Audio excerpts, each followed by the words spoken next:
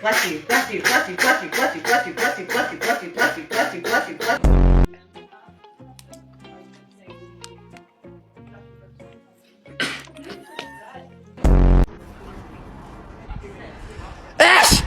If you get into their bank account tomorrow, same time. Bless you. Right.